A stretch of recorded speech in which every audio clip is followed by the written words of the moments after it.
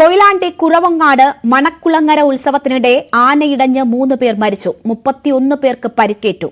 കുറുവങ്ങാട് സ്വദേശികളായ ലീല, അമ്മുക്കുട്ടി, കൊയിലാണ്ടി സ്വദേശി രാജൻ എന്നിവരാണ് മരിച്ചത്. ഇടഞ്ഞ ആന മറ്റൊരാനയെ കുത്തുകയും തുടർന്ന് 2 ആനകളും വിരണ്ടോടുകയുമായിരുന്നു. പിന്നീട് ആനകളെ തളച്ചു. വിവരങ്ങളുമായി MS അനീഷ് കുമാർ അവിടെ നിന്നും ചേരുകയാണ്. ഏറെ നേരം പരിഭ്രാന്തി സൃഷ്ടിച്ച ആനയെ പിന്നീട് തളച്ചതോടുകൂടിയാണ് ഈ ആശങ്ക ഒഴിവായത്. അപ്പോഴും 3 മരണം സംഭവിച്ചിരിക്കുകയാണ്. 31ഓളം പേർക്ക് പരിക്കുണ്ട്. അതിൽ ഏതാണ്ട് 7 പേരുടെ നില ഗുരുതരമാണ് എന്ന വിവരങ്ങളും വരുന്നുണ്ട്. അനീഷ് ചേരുന്നു നമുക്കൊപ്പം. അനീഷ്, 3 മരണം സ്ഥിരീകരിക്കപ്പെട്ടിരിക്കുന്നു. പക്ഷേ പരിക്കേറ്റവരുടെ നില ചിലരുടേത് ഗുരുതരമാണ് എന്ന വിവരങ്ങൾ ആശങ്കപ്പെടുത്തുന്നതാണ്. എന്താണ് ആശുപത്രിയിൽ നിന്ന് നമുക്ക് ഏറ്റവും ഒടുവിൽ ലഭിക്കുന്ന വിവരങ്ങൾ? തന്നെ അവിടെ പൂർണ്ണമായും സേവനത്തിന് ഒരുങ്ങിക്കൊണ്ട് തയ്യാറെടുത്ത് ഉണ്ടായിരുന്നു. കോഴിക്കോട് മെഡിക്കൽ കോളേജിൽ നിങ്ങൾ കണ്ടതാണ്.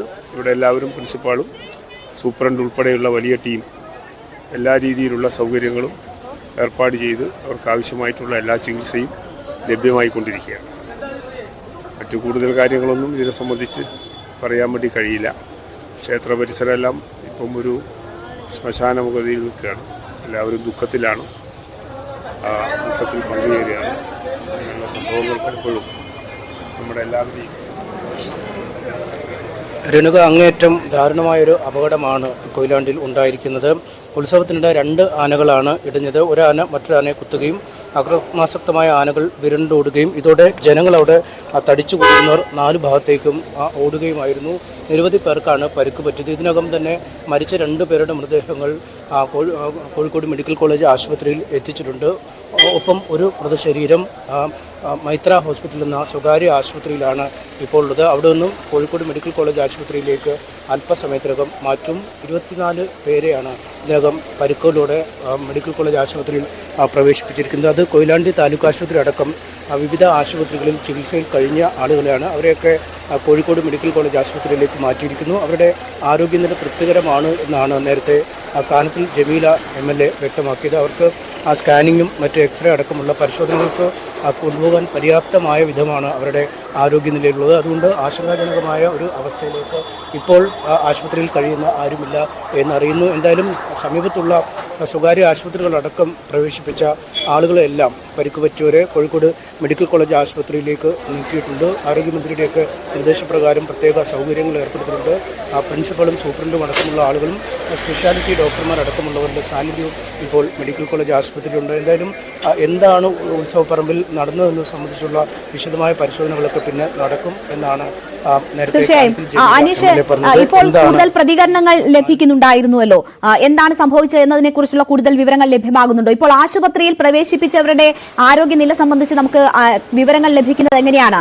അവിടെ പലതരത്തിൽ ഇപ്പോൾ തിക്കിലും തിരക്കിലും പെട്ട് അപകടമുണ്ടായവരെ പ്രവേശിപ്പിച്ചിട്ടുണ്ട്, അങ്ങനെ പരിക്കേറ്റവരെ പ്രവേശിപ്പിച്ചിട്ടുണ്ട്. ഈ ആന ഒരു ക്ഷേത്രത്തിന്റെ ഒരു ഭാഗം ഇടിച്ചിട്ടിരുന്നു. ആ കെട്ടിടാവശിഷ്ടങ്ങൾക്കുള്ളിൽ പെട്ടവരാണ് മരണമടഞ്ഞത് എന്ന വിവരമുണ്ട്. അവിടെ ഉണ്ടായിരുന്നവർക്കാണ് കൂടുതൽ പരിക്കേറ്റതെന്ന് പറയുന്നു. അങ്ങനെയാണെങ്കിൽ ആ അപകടത്തിൽപ്പെട്ടവരെയാണോ മെഡിക്കൽ കോളേജ് ഉൾപ്പെടെയുള്ള ഇടങ്ങളിലേക്ക് എത്തിച്ചിട്ടുള്ളത്?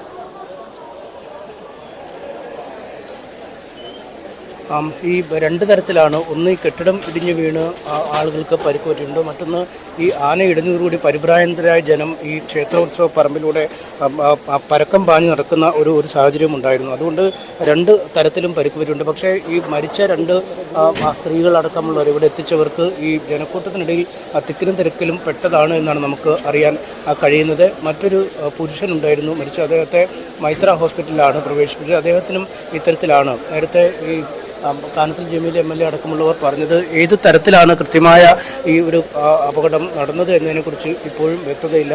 അതിനുശേഷം CPM മുൻ ജില്ലാ സെക്രട്ടറി P. മോഹൻ അടക്കമുള്ളവർ പറഞ്ഞിരുന്നു കെട്ടിടം ഇടിഞ്ഞു വീണല്ല അവർ മരിച്ചത്, കെട്ടിടം ഇടിഞ്ഞു വീണ ഒരു സംഭവം ഉണ്ടായി, പക്ഷേ അത് അല്ല മരണത്തിലേക്ക് നയിച്ചതെന്ന് അദ്ദേഹം വ്യക്തമാക്കി. പക്ഷേ എന്തായാലും ഇക്കാര്യങ്ങളൊക്കെ ഒരു വ്യക്തത വരും മണിക്കൂറുകളിലേ ഉണ്ടാവുള്ളൂ. നിലവിൽ ഈ വിവിധ ആശുപത്രികളായി പ്രവേശിപ്പിച്ചിരിക്കുന്ന ആളുകളെ മെഡിക്കൽ കോളേജിലേക്ക് മാറ്റുക എന്നതിനാണ് മുൻതൂക്കം കൊടുത്തുകൊണ്ടിരിക്കുന്നത്. അതിനുശേഷമാവും മറ്റ് തരത്തിലുള്ള കാര്യങ്ങളിലേക്ക് നീങ്ങുക. MLA അടക്കമുള്ള ആളുകൾ നിലവിലിപ്പോഴും ഇവിടെ തന്നെ ഉണ്ട്. ഒരു വ്യക്തത അപകടത്തെക്കുറിച്ച് വരേണ്ടതുണ്ട്. പക്ഷേ അടിയന്തരമായ ആളുകൾക്ക് ചികിത്സ നൽകുന്നതിനെക്കുറിച്ച്, അവരെ മെച്ചപ്പെട്ട രീതിയിലുള്ള ചികിത്സ നൽകുന്നതിനെക്കുറിച്ചുള്ള കാര്യങ്ങളാണ് ഇപ്പോൾ അധികൃതർ ശ്രദ്ധ കൊടുത്തിരിക്കുന്നത്. എന്തായാലും പരിക്ക് പറ്റിയവരെയും മരിച്ചവരെയും ഒക്കെ കോഴിക്കോട് മെഡിക്കൽ കോളേജിലേക്ക് തന്നെ എത്തിക്കുമ്പോൾ വിദഗ്ധമായ സൗകര്യങ്ങൾ ഇതിനകം എം എസ് അനീഷ് കുമാറാണ് അവിടെ നിന്നുമുള്ള വിവരങ്ങൾ നൽകുന്നത്. വിവിധ ആശുപത്രികളിലായി പരിക്കേറ്റവരെ എത്തിച്ചിട്ടുണ്ട്. 31 പേർക്ക് പരിക്കേറ്റിട്ടുണ്ട് എന്നാണ് മനസ്സിലാക്കുന്നത്. അവരെ മെഡിക്കൽ കോളേജ് ആശുപത്രി മുതൽ വിവിധ ആശുപത്രികളിൽ എത്തിച്ചിരിക്കുന്നു എന്ന വിവരമാണ് നമുക്ക് ലഭിക്കുന്നത്.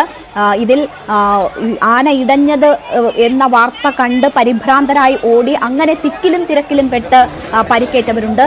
മറ്റൊന്ന് ഈ തകർന്ന ദേവസ്വം ഓഫീസിന്റെ അവശിഷ്ടങ്ങൾ. ഈ ഒരാന മറ്റൊരാനയെ കുത്തുകയും അങ്ങനെ ആ ആന ചെന്ന് ഇടിച്ച് ഈ ദേവസ്വം ഓഫീസിന്റെ ഒരു ഭാഗം തകരുകയും ചെയ്തു. ആ ഓഫീസിനുള്ളിലും പുറത്തുമൊക്കെ ആളുകൾ ഈ നടക്കുന്ന ഉത്സവത്തിന്റെ ചടങ്ങുകൾ കാണാനായി തടിച്ചുകൂടിയവരുണ്ടായിരുന്നു.